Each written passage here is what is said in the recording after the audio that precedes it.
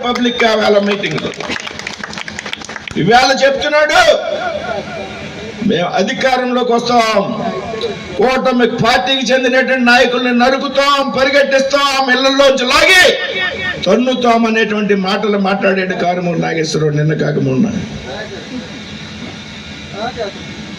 ఇళ్లలోంచి బయటికి లాగి తన్నుతాడంట, నరుకుతాడంట. అదేదో గుంటూరు అవతల నుంచి ఒకలా చేస్తాడంట, గుంటూరు యువతలో ఒకలా చేస్తాడంట. ఈ ఎర్రిపప్ప టీడీఆర్ నిధుల పేరుతో పెద్ద ఎత్తున తణుకు మున్సిపాలిటీలో 100 కోట్లు దుర్వినియోగం చేసినటువంటి వ్యక్తి. అవినీతికి మారిపోయారు ఈ ఎర్రిపప్ప.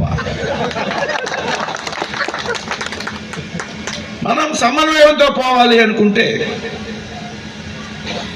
మనల్ని రెచ్చగొడుతూ ఏదో 100 మంది కార్యకర్తలు ఉన్నారు కదా మీటింగ్ లో, ఏదో మాట్లాడితే చప్పట్లు కొడతారంటే నాలుగు కోసేస్తామనేటువంటి సంగతి వేళ ఎర్రిపప్పుకి చెప్తున్నాయి.